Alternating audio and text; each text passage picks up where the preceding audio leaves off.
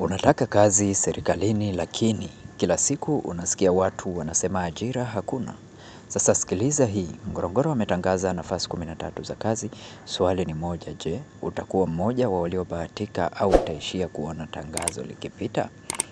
Mwanzo hadi mwisho wa video hii uweze kujua ni nafasi ngapi, ni nafasi gani ambayo itakufaa zaidi, pengine nafasi moja wapo ni ya kwako katika nafasi hizi.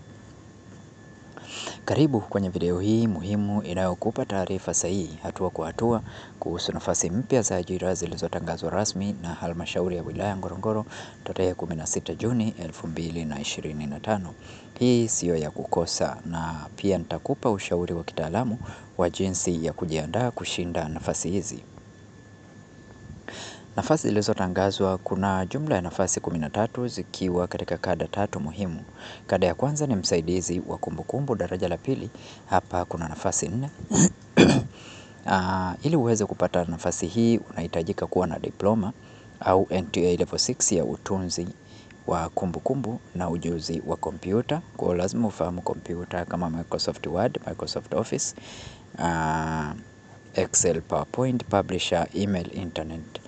Lazima ufahamu programu hizo za kompyuta, lakini pia majukumu ni kushughulikia barua za ofisi, majalada na ufuatiliaji wa faili ndani ya taasisi.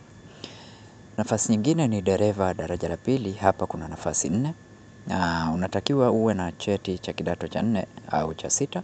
Cheti cha kidato cha 4 tu pamoja na leseni ya daraja E au C, pamoja na cheti chako kutoka VETA au chuo kingine kinachotambuliwa na serikali. Majukumu ambao unapaswa ufanye katika nafasi hii ni usafirishaji wa watumishi, utunzaji wa gari, logbook na kuhakikisha usalama wa safari. Nafasi nyingine ya tatu ni mwandishi mwendesha ofisi. Hapa kuna nafasi 5.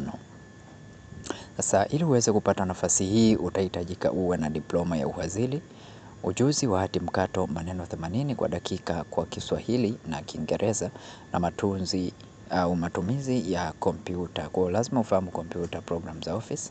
Majukumu ni kuchapa barua na nyaraka, kupokea wageni, kupanga vikao na kuratibu shughuli za ofisi. Sasa ushauri ambao naweza nikakupa, hasa kabla hujashusha cheti chako na kuanza kuupload. Hizi hapa ni hatua 3 muhimu za kitaalamu. Hatua ambazo unapaswa uzizingatie na uzifahamu ni hizi hapa. Rekebisha CV yako iwe ya kisasa.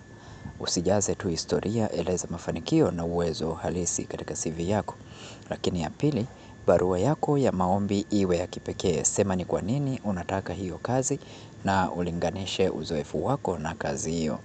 Lakini pia uwasilishe kwa mfumo rasmi. Tumia portal ya serikali ya portal.ajira.go.tz kuweza kutuma maombi yako.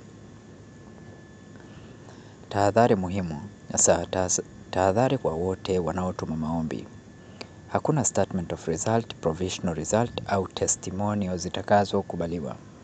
Lakini vyeti vilivyopatikana nje ya Tanzania lazima vithibitishwe na TCU, NACTE pamoja na NECTA.